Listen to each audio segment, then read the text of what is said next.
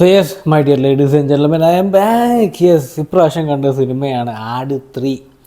ഫ്രാഞ്ചൈസിയിലെ അവസാനത്തെ പടമാണെന്നുള്ളൊരു ഹിൻഡ് ഇതിൽ എഴുതിയിട്ടുണ്ട്. കാരണം വൺ ലാസ്റ്റ് റൈഡ് എന്നാണ് വിജയ് ബാബു അതിൽ അടിക്കുറിപ്പായിട്ട് എഴുതിയിരിക്കുന്നത്. One last ride, Shaji Pappan is back എന്നൊക്കെ പറഞ്ഞിട്ട് ഒരു സമ്മറി കൊടുത്തിട്ടുണ്ട്. വൺ ലാസ്റ്റ് റൈഡ് എന്ന് പറയുന്ന വാക്ക് ഇവിടെ ഒരു വേദന. കാരണം ഇങ്ങനത്തെ സീക്വലും കഴിഞ്ഞ് മൂന്നാമത്തെ സീക്വൽ വരുമ്പോൾ ഇങ്ങനത്തെ പടങ്ങൾ വളരെ റെയറാണ് സക്സസ്ഫുള്ളായി വരുന്നത്. സെക്കൻഡ് പാർട്ട് വരുമ്പോഴേക്കും ആകെ വളിപ്പായിട്ടുണ്ടാവും. തേർഡ് പാർട്ട് വരുമ്പോഴേക്കും അങ്ങനത്തെ കഥയും കാസ്റ്റും ക്രൂവിനൊക്കെ കൊല്ലണ രീതിയിലുള്ള ഒരു രീതിയിലേക്കാണ് സാധാരണ പടങ്ങളൊക്കെ വരാറ്. ഹോളിവുഡായാലും മോളിവുഡായാലും ബോളിവുഡായാലും ഇതാണ് കണക്ക്. ഇത് ഞെട്ടിച്ച് കളഞ്ഞു. റിവ്യൂസ് എല്ലാവരും ഒട്ടുമിക്ക പേരും 99.9999% ഒക്കെ പോസിറ്റീവായിട്ടാണ് പറഞ്ഞിരിക്കുന്നത്. പിന്നെ ഡെറ്റോൾ എത്ര നേരിട്ട് കഴുകിയാലും ഒരു അണു ബാക്കി ഉണ്ടാവുമല്ലോ, അങ്ങനത്തെ ക്രിമിക്കടിയുള്ള കുറേ പേര് പറയുന്നുണ്ട്. പടം അത്ര പോരാ, ലാഗാണ്, മറ്റേതാണ്, മറിച്ചതാണെന്നുള്ളത്. ഞാൻ കാണാൻ പോയി, എനിക്കൊരു ലാഗും ഫീൽ ചെയ്തില്ല. എൻ്റെ കൂടെ ഇരുന്നവർക്കും ഒരു ലാഗ് ഫീൽ ചെയ്തില്ല. വിജയ് ബാബുവിനെ കെട്ടി പിടിച്ചിട്ട് പൊന്നു മുതലേ എന്നാണ് എനിക്ക് തോന്നിയത്. Speaking about the movie, IMDb എന്താണ് പറയണമെന്ന് നോക്കാം. ഇതിൽ എഴുതിയിരിക്കുന്നത് വളരെ സിമ്പിളാണ്.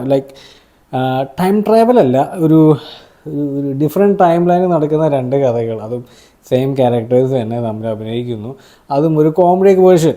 പറയുന്നത് എങ്ങനെയാണ്, the story unfolds across 2 parallel timelines. ഈ സംഭവം അധ്യായം 1 എന്ന് പടം കണ്ടിട്ടുണ്ടെങ്കിൽ നിങ്ങൾക്ക് അത് മനസ്സിലാവും. ടൈം ട്രാവലും ടൈം ലൂപ്പിനെ പറ്റി. ടൈം ട്രാവലും ടൈം ലൂപ്പല്ല, മറിച്ച് ഡിഫറെൻറ്റ് ടൈം ലൈൻസ് നടക്കുന്ന രണ്ട് കഥകൾ, past and present, where Shaji Pappan and his gang appear in different roles. Trailer കണ്ടാൽ നിങ്ങൾക്ക് മനസ്സിലാവും.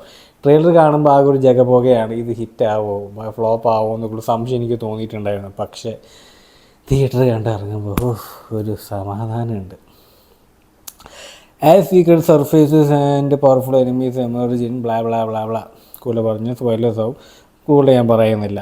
പക്ഷേ ഇതിൻ്റെ റൈറ്ററും മറ്റ് കാര്യങ്ങളും എൻ്റെ പൊന്നു മുതലാളി, ഈ കക്ഷിനെക്കുറിച്ച് നിങ്ങൾ അറിഞ്ഞിരിക്കണം.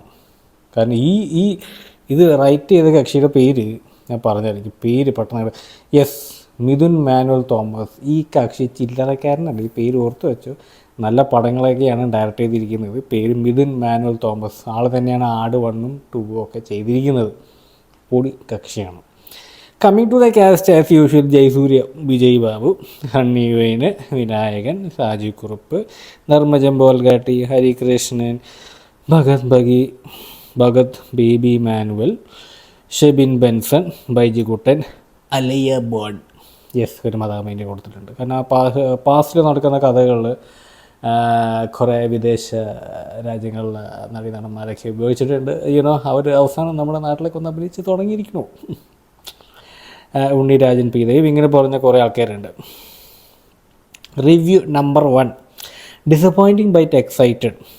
എന്താ കാരണം നാം പറഞ്ഞിരിക്കുന്നതാണ്, disappointing movie that still manages to make a interested in its sequel. The theatre version of Aadu first part was a flop. ഇവൻ്റെ പേര് ജിതിൻ ദുർദേൻ എന്നാണ് അവൻ്റെ പേര്. മലയാളി ആവാൻ ചാൻസ് ഇല്ല, ദുർദേൻ പറഞ്ഞുകൊണ്ട്. ജിതിൻ ദുർദേൻ. ആരെങ്കിലും അറിയാവുന്നവരുണ്ടെങ്കിൽ പ്ലീസ് അറിയിക്കുക. ഇറാൻ ഒരു മിസൈൽ ഞാൻ അങ്ങോട്ട് പിടിപ്പിക്കുക. ആട് 1 ബോറായിരുന്നു എന്ന് ആരെങ്കിലും പറയോടെ. കിങ് മേക്കർ പറയുന്നത് chaotic fun ride. Of course. Rahul Krishnakurup പറയുന്നത് Shaji Pappan team are back. Of course 100% agree with that. ഇങ്ങനെയൊക്കെയാണ് ഇതിൻ്റെ റിവ്യൂസായിട്ട് പോകും. എല്ലാവരും പോസിറ്റീവ്. ഈ ഒരു കക്ഷി മാത്രമേ നെഗറ്റീവായിട്ട് പറഞ്ഞിട്ടുള്ളൂ. ആട് 1 ഫ്ലോപ്പായിരുന്നു. എല്ലാവരും പറയോടേത്. ഈ സിനോപ്സിസ് പറയുമ്പോൾ തന്നെ 2 ടൈമിലാണ് നടക്കുന്ന 2 ഡിഫറെൻറ്റ് സ്റ്റോറീസ്, രണ്ടുപേരും സെയിം കാസ്റ്റ്, രണ്ടുപേരും കാണിക്കുന്നത് തമാശ പരിപാടികൾ.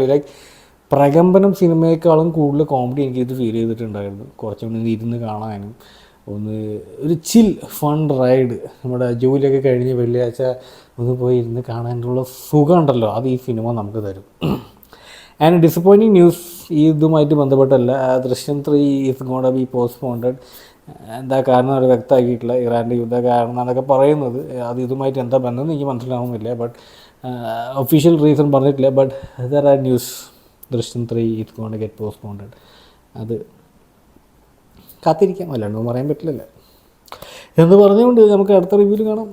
As usual, bye bye.